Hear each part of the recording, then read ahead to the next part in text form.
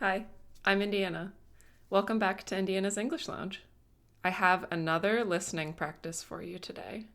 This one is about the rise of the 40-hour work week in the United States and whether that is still a good amount of time to be working.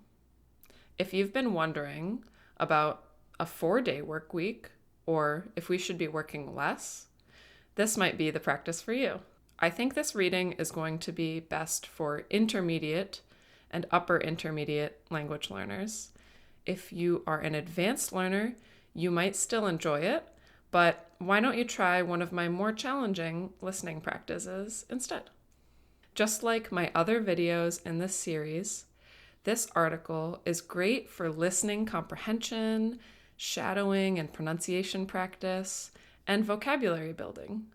I'll be sure to go through some expressions that are found in the listening practice at the end of the listening.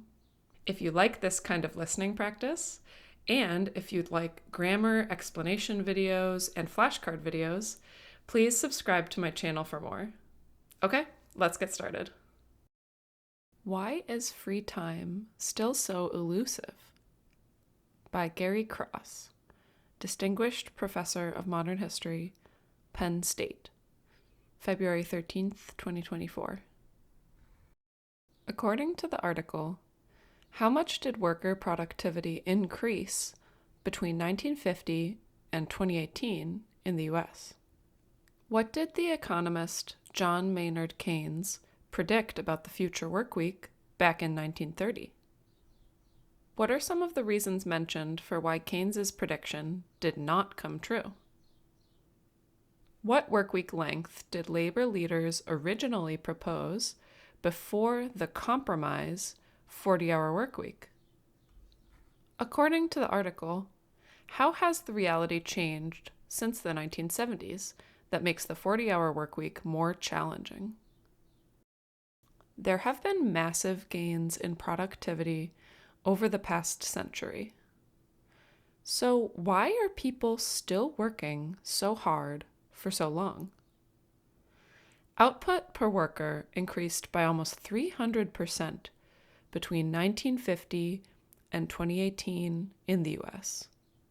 The standard American workweek, meanwhile, has remained unchanged at about 40 hours. This paradox is especially notable in the US, where the average work year is 1,767 hours, compared with the 1,354 in Germany, a difference largely due to Americans' lack of vacation time. Some might argue that Americans are just more hardworking, but shouldn't more productive work be rewarded with more time free from work? This is the central theme of my new book, Free Time: The History of an Elusive Ideal. Keynes misses the mark. Many economists see the status quo mostly as a choice. People would simply rather have more money, so they prioritize work over free time.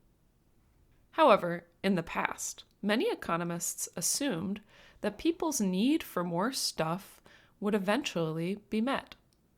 At that point, they would choose more free time. In fact, one of the most famous economists of the 20th century, John Maynard Keynes, confidently predicted in 1930 that within a century, the normal work week would decrease to 15 hours. Yet, Americans in their prime working age are still on the job, 41.7 hours per week. Why was Keynes wrong?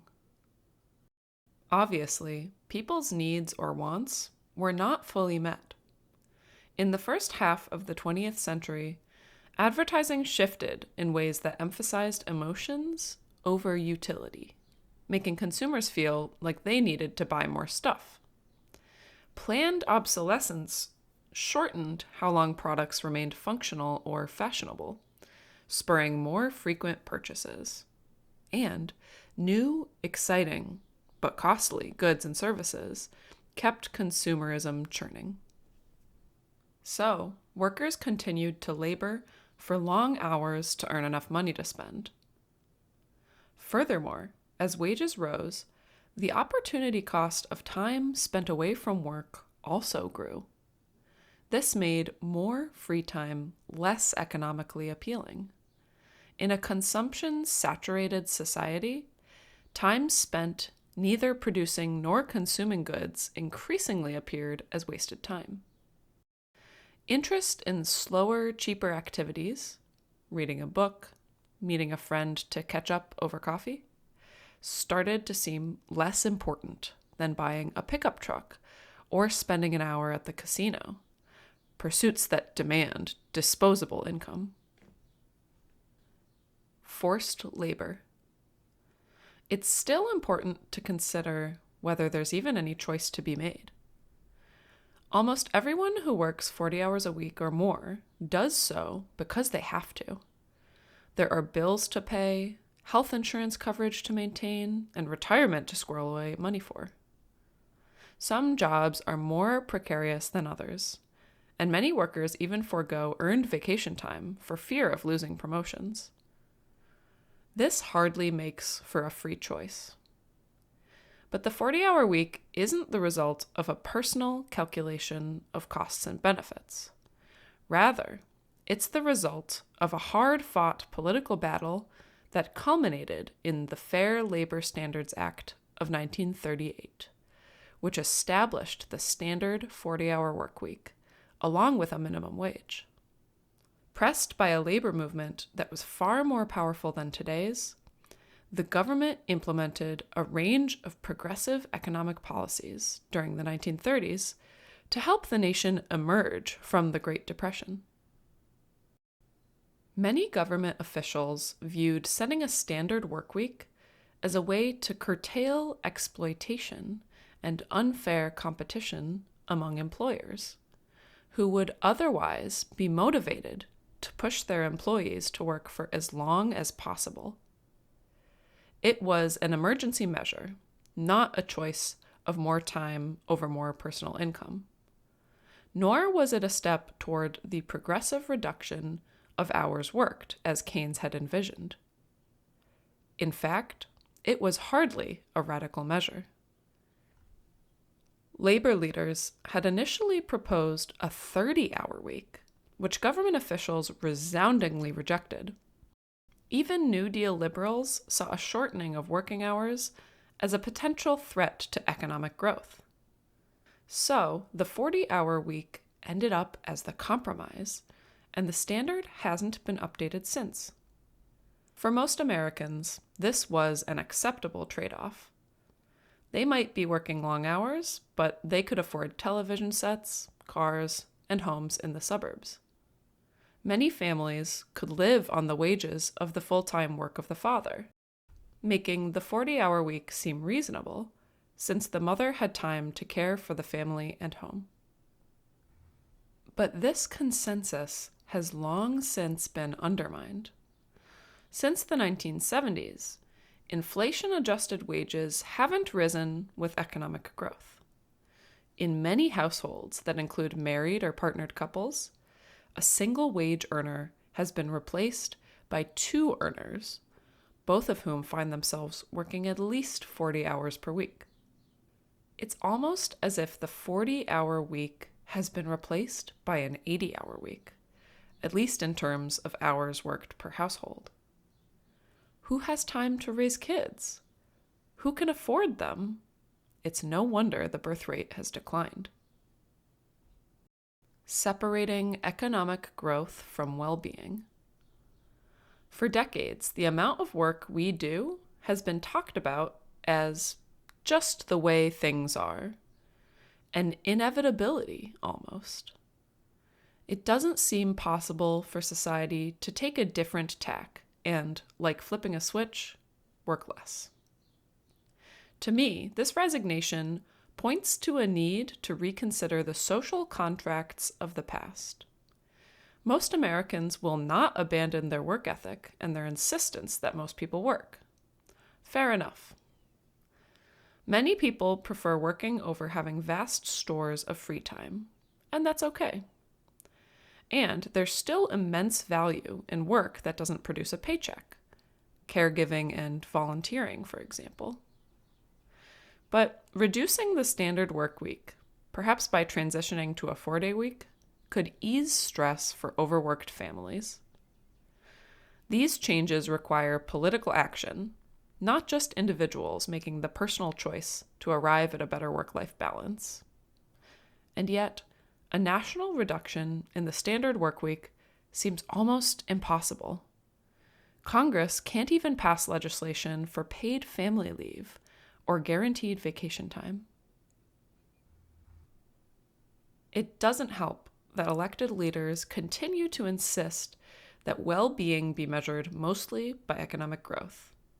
And when the US media breathlessly reports quarterly economic growth data, with increases deemed good and decreases deemed bad.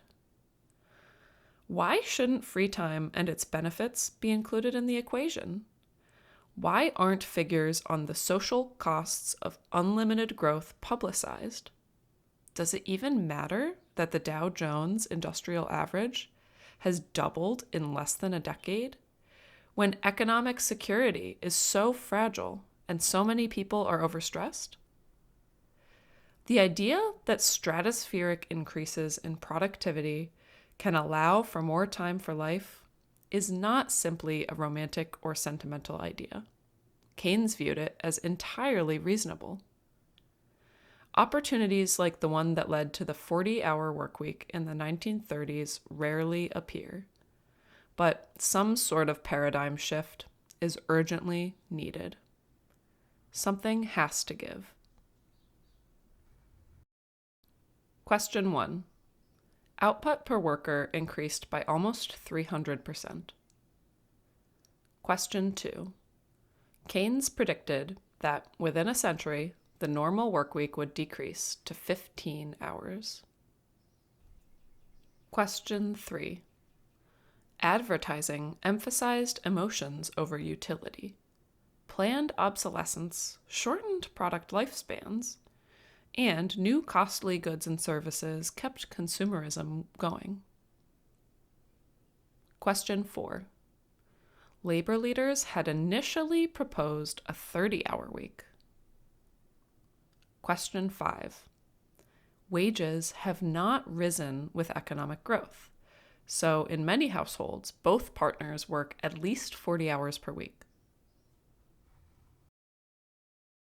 The article mentions the status quo.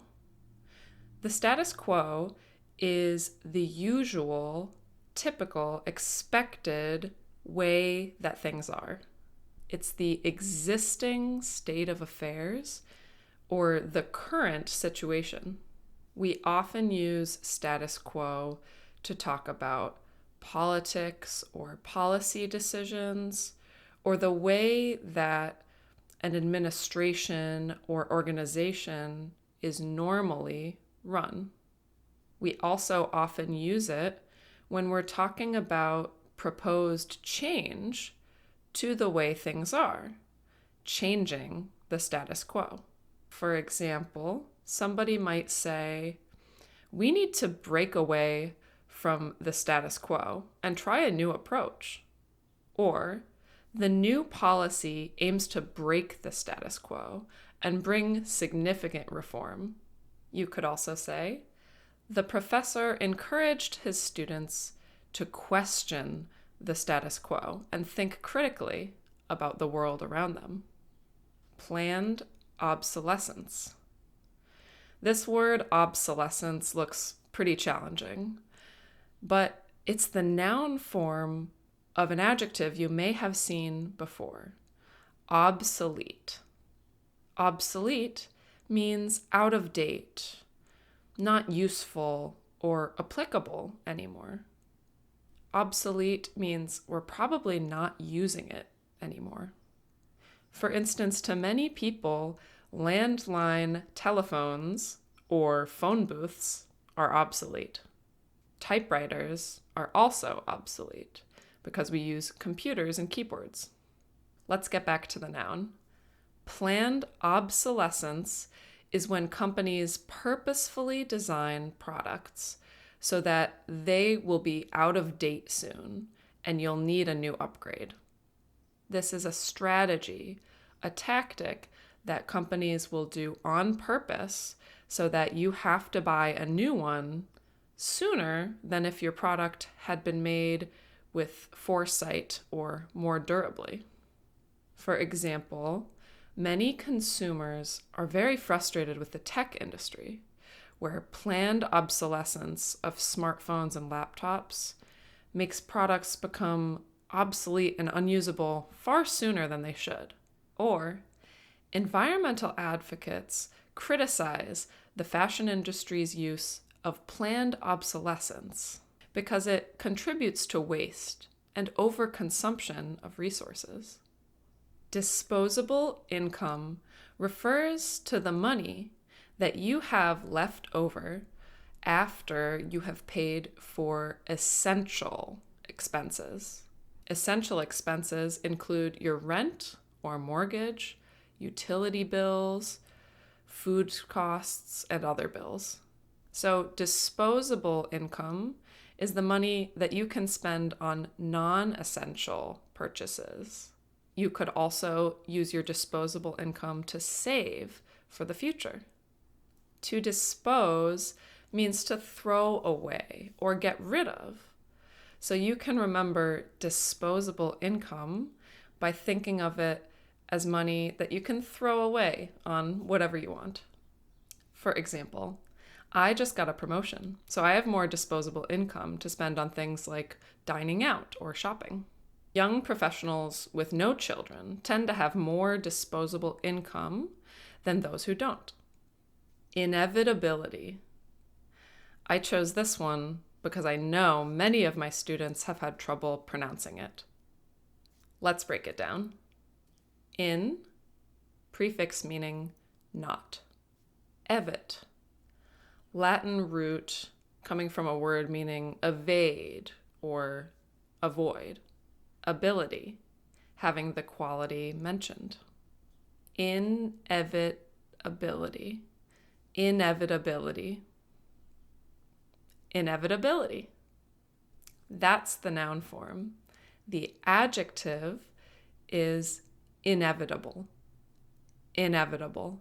When we say something is inevitable, that means it's going to happen no matter what. It's an event, situation, or outcome that cannot be stopped.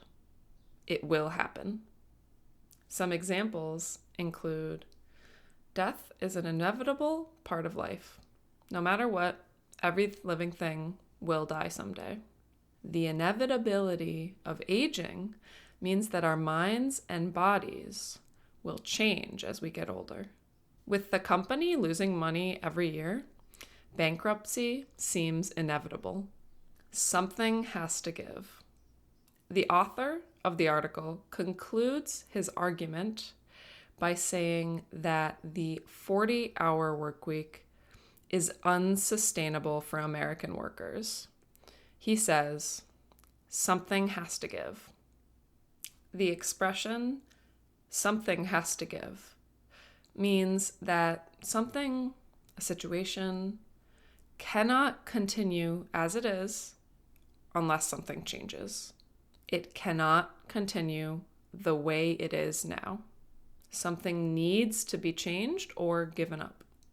For example, a university student who goes to school full-time also has a part-time job and participates in a lot of clubs and volunteer activities might think to herself, something has to give. I can't keep up with all of this and still have time to sleep.